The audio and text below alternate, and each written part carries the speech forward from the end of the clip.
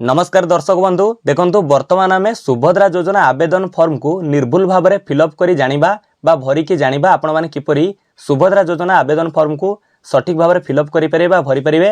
जदि आपण माने पूर्वरु सुभद्रा आवेदन फॉर्म को भरि सारिचंती टिके चेक करि नियंतु आपण माने सठिक भरिचंती कि नाही सब जगह रे सठिक तथ्य प्रदान करिसंती कि नाही। तबे चलंतु आ डेरी करिबानी वीडियो को स्टार्ट करनबा। देखंतु वर्तमान आम जो भाग क रहिछि आवेदनकारी को सविशेष विवरणी ताकू प्रथमे भरिबा। देखंतु एक नंबर से लिखिछि संपूर्ण नाम आधार अनुଯାयी अर्थात आवेदनकारी जी महिलांकर तांकर संपूर्ण नाम को फांका करे गोटी गोटी कर भरिबा को कहूछि। तेणु आपणकर आधार कार्ड रे जेउ ना रहिछि सठिक ना को आपण भरंतु। धरंतु जने महिलांक ना होछि कल्पना प्रधान किपरि भरिबे चलंतु जानिबा। देखंतु प्रथमे ए जो फांका करे गोटी गोटी रहिछि आपण एठारे भरिबे। चाहिले आपण इंग्रजी रे भरि परिबे किंबा ओडिया रे भरि परिबे। जेहेतु छोट छोट बॉक्स रहिछि आपण इंग्रजी रे भरंतु बेटर रहइबो किंतु सेमिति बाध्यतामूलक नै आपण जेउ लैंग्वेज रे भरि परिबे। देखंतु आपण प्रथमे सेही एप्लिकेंट कर आवेदनकारी कर फास्ट नेम लिखिबे।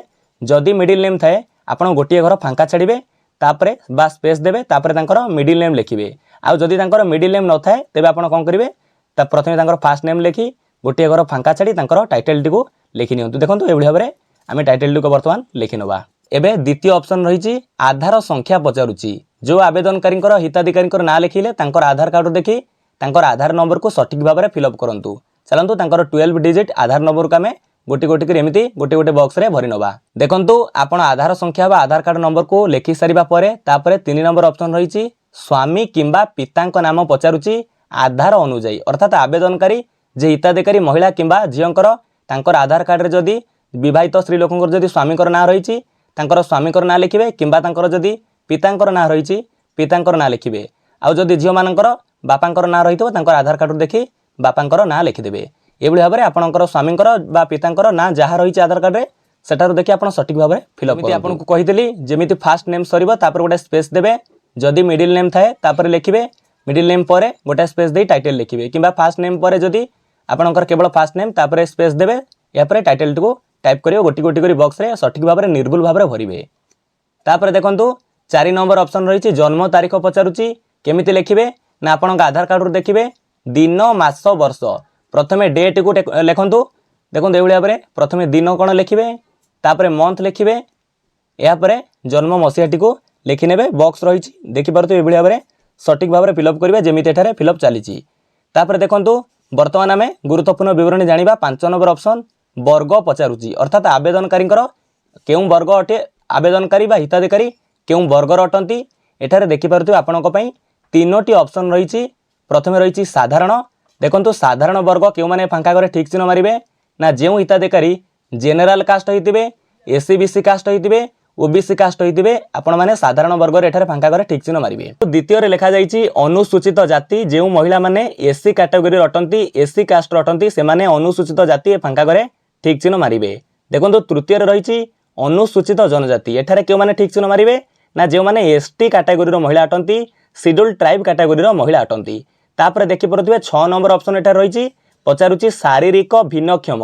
जदि महिला जनक शारीरिक भिन्नक्षम होइतिबे डिजेबल पर्सन होइतिबे तो एटा आपण ठीक चिन्ह मारिबे।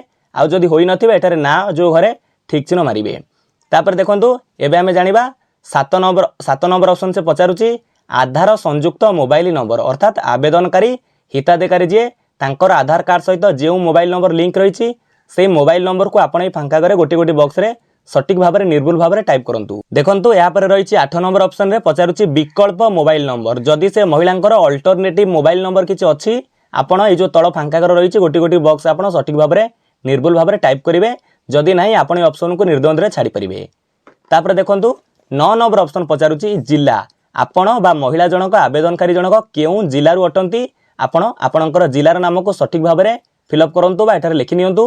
देखंतु या पर रही 10 नंबर देखिपे ग्रामांचल निमंते गोटे लिखा जाइछि एवं 11 नंबर लिखा जाइछि सहरांचल निमंते। आपन के दुईटी जाक ऑप्शन फिलअप करिवार नाही। आपण कोन भरिबे देखंतु जदि आपण ग्रामांचल रे वास करंती रूरल एरिया रे वास करंती गाँ रु अटंती तो आपण ए जो 10 नंबर ऑप्शन पचारुछि ग्रामांचल निमंते अर्थात ग्रामांचलर महिला मानक निमंते। फास्ट पचारुछि ग्राम आपणकर विलेज नेम टाइप लिखिबे बा एठारे आपणकर विलेज नेम को भरि नेबे। तापर पचारुछि ग्राम पंचायत आपणकर ग्राम पंचायत को एठारे निर्भुल भाव में लिखि नियंतु। तापर रही ब्लॉक आपणकर ब्लॉक रो ना को सठिक भाव में एठारे लिखि नियंतु। देखंतु यहाँ पर जो रही 11 नंबर ऑप्शन टी लिखा जाइए सहरांचल निमंते जदि कौन महिला सहरांचल बास करती अर्बान एरिया अटंती सहरांचल अटंती आपण ये ऑप्शन टी को फिलअप करेंगे आप ग्रामांचल महिला महिला मैंने 11 नंबर ऑप्शन को फिलअप करेंगे ना बा करेंगे ना। चलतु जाना सहरांचल महिला किपर ये जो 11 नंबर ऑप्शन को भरवे। एटा देखो प्रथम पचारुची आपणकर वार्ड नंबर को लिखिए आपणकर वार्ड नंबर जहाँ हो लिखिए।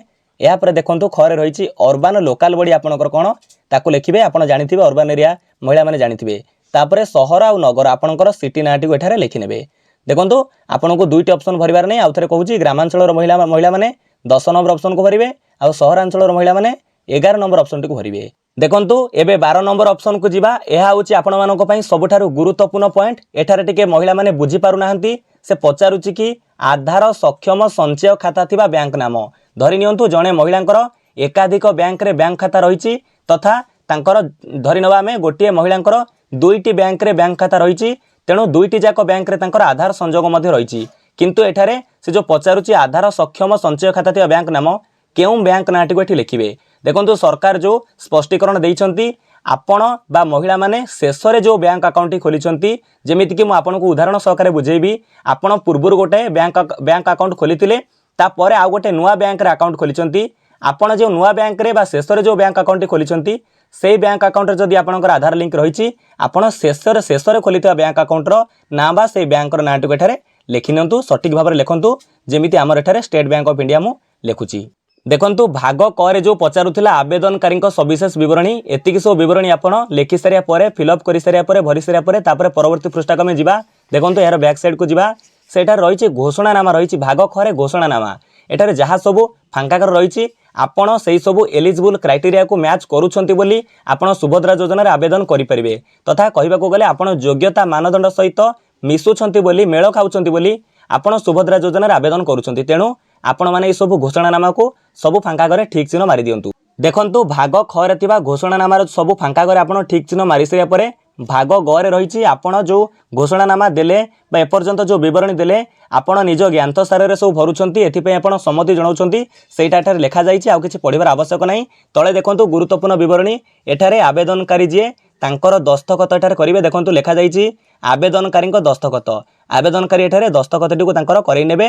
तापर देखंतु आवेदनकारी दस्तखत पर राइट साइड लेखा जाइछि तारीख जेउ दिन आपण ए फॉर्म को दाखल करिवे निकटस्थ जनसेवा केंद्र हो किंबा मो सेवा केंद्र रे सेही जो दिन आपण दाखल करिवे सेही तारीख टी एठारे मेंशन करिवे तेणु सेते पर्यंत आपण अपेक्षा करिवे जो दिन दाखल करिवे से तारीख टी को लिखिवे। जो आपणकर सुभद्रा योजना आवेदन फॉर्म रे कोनोसी भूल बाहरे त्रुटि रुहे तेबे आपणकर एप्लिकेशन को रिजेक्ट करा जिवो। तेणु जेउ भली भाबरे आपनको प्रोसेस देखैली सेही भली भाबरे आपण सुभद्रा योजनार फॉर्म को निर्भुल भाबरे फिलअप करिवे। विदाय दियंतु बंधु नमस्कार जय हिंद जय भारत जय जगन्नाथ।